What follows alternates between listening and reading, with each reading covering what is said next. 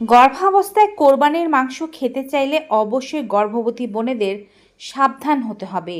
মাংস খেয়ে নিশ্চয়ই আপনি অসুস্থ হতে চাইবেন না। তাই কোরবানির ঈদ জুড়ে যদি মাংসকে উপভোগ করতে চান, সেক্ষেত্রে সেটি কতটুকু পরিমাণে খাওয়া উচিত, কিভাবে খাওয়া উচিত, মাংস খাওয়ার পরে কোন খাবারগুলো খাওয়া যাবে না, খেলে বাচ্চার মারাত্মক ক্ষতি হতে পারে, সেই বিষয়গুলো সম্পর্কে আপনাদেরকে জানতে হবে। এই বিষয়গুলো সম্পর্কে পরিপূর্ণ ধারণা না নিয়ে যদি আপনি মাংস খেতে চান, তবে আপনার ও বাচ্চার ক্ষতি হতে পারে। সব কিছু জানতে সম্পূর্ণ ভিডিওটি জুড়ে আমাদের সাথে থাকতে হবে। চ্যানেলে নতুন হয়ে থাকলে চ্যানেলটি অবশ্যই সাবস্ক্রাইব করবেন। ফেসবুক পেজ থেকে আমাদের ভিডিও দেখে থাকলে পেজটি ফলো করতে ভুলবেন না। চলুন শুরু করা যাক। মাংস প্রোটিনের দুর্দান্ত উৎস। মাংস খেলে দেহে প্রোটিনের চাহিদা পূরণ হয়। গর্ভবতী মায়ের প্রতিদিন প্রচুর পরিমাণ প্রোটিনের দরকার পড়ে থাকে। এক তো মায়ের হাড় ও মাংসপেশি ব্যালেন্স করার জন্য মাংসের বা প্রোটিনের প্রয়োজন, অপরপক্ষে বাচ্চার হাড় গঠন, বাচ্চার ত্বক গঠন, বাচ্চার শরীরের ফ্যাট সেল গঠন, বাচ্চার পেশি গঠন, এগুলোর জন্যেও প্রোটিনের প্রয়োজন।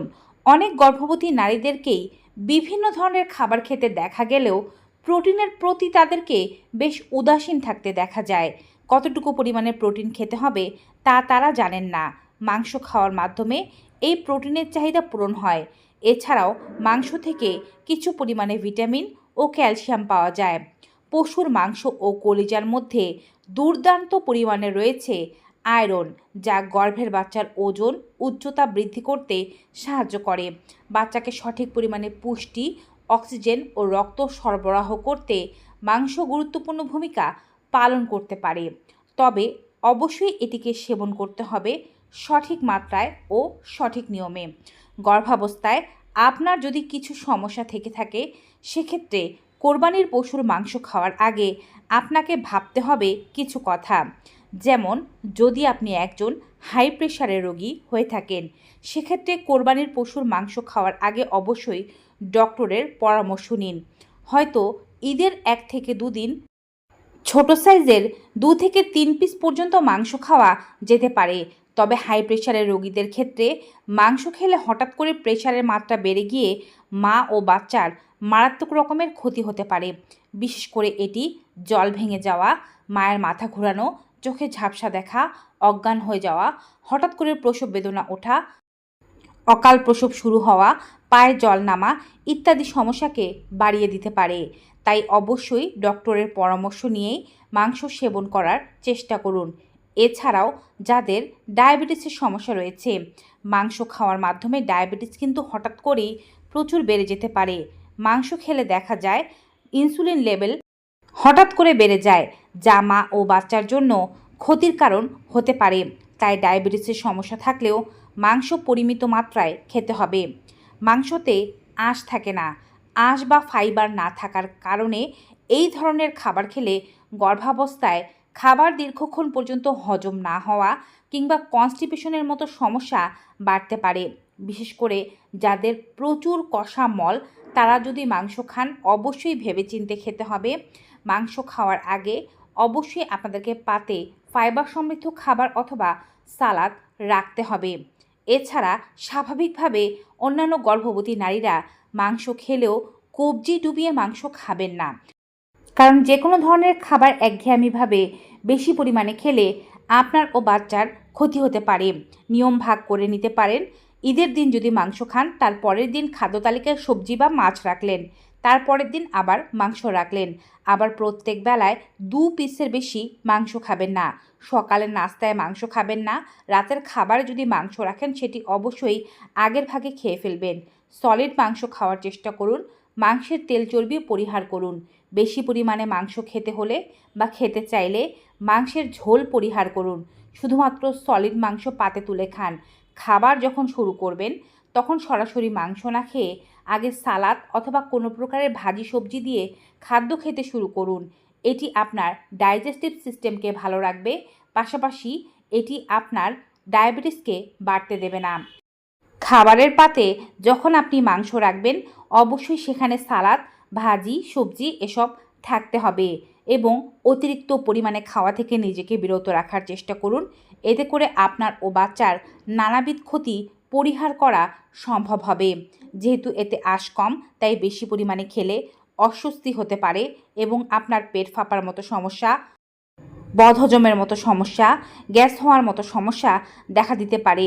যদি এমন কিছু হওয়ার কোনো আশঙ্কা আপনার মাঝে থেকে থাকে, তবে অবশ্যই গ্যাসের ট্যাবলেট সেবন করতে হবে।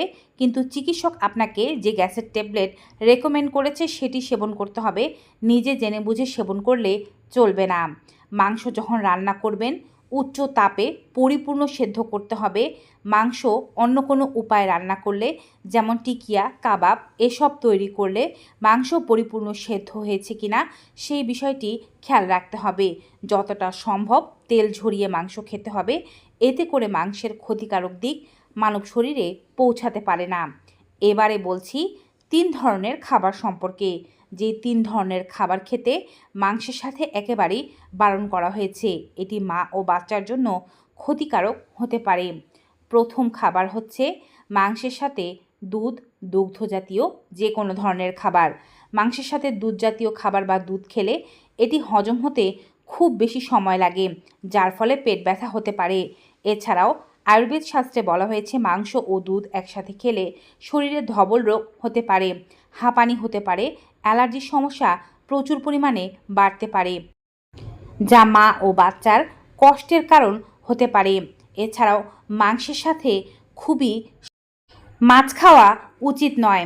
একই পাতে মাছ ও মাংস খেলে হজম হতে বেশ ব্যাঘাত সৃষ্টি হয়, কারণ মাংস হজম হতে 2 থেকে 3 ঘন্টা পর্যন্ত সময় লেগে যেতে পারে। অপরপক্ষে মাছ খুব দ্রুত হজম হয়ে যায়। তাই এই দুটো বিপরীতধর্মী খাবার গর্ভাবস্থায় গর্ভবতী বোনেরা এড়িয়ে চলার চেষ্টা করুন। সর্বশেষ যে খাবারটি মাংসের সাথে পরিহার করতে হবে তা হচ্ছে উচ্চ চিনিযুক্ত কোনো খাবার, যেমন সফট ড্রিঙ্কস, কোল্ড ড্রিঙ্কস অথবা চা কফি। মাংসের সাথে এগুলো খেলে প্রথমত এটি হজমে খুব বাধা সৃষ্টি করে থাকে, আর এর পরবর্তীতে রক্তের সুগারের মাত্রাকে বহুগুণে বাড়িয়ে দিতে পারে। আগেই বলেছি ডায়াবেটিস বাড়াতে মাংস দায়ী হতে পারে। আবার এরপরে যদি আপনি চিনিযুক্ত কোনো বেভারেজ অথবা চা কফি সেবন করে থাকেন, সেক্ষেত্রে ডায়াবেটিসের মাত্রা আরও বেশি বেড়ে যাবে, যা গর্ভাবস্থায় একজন মা ও শিশুর জন্য কতটা বিপদ ডেকে আনতে পারে তা নিশ্চয়ই আর বলার অপেক্ষা রাখে না। তো ভিউয়ার্স, এই হচ্ছে 3 খাবার যা গর্ভাবস্থায় মাংসের সাথে পরিহার করতে হবে। যদি খেতে হয় নির্দিষ্ট গ্যাপে, অন্তত পক্ষে 2-3 ঘন্টার গ্যাপে খেতে হবে। কোরবানির মাংস খেয়েও অসুস্থ হতে না চাইলে অবশ্যই এই নিয়মগুলো মেনটেন করে খাওয়ার চেষ্টা করুন কোরবানির পশুর মাংস। ভিডিওটি কেমন লাগলো কমেন্ট বক্সে জানাতে ভুলবেন না। ভিডিওটি ভালো উপকারী মনে হয়ে থাকলে সকলের সাথে বেশি বেশি মাত্রায় শেয়ার করে দিন। আজকের মতো এখানেই বিদায় নেব।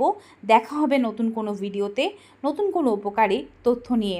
Till then, goodbye and take care.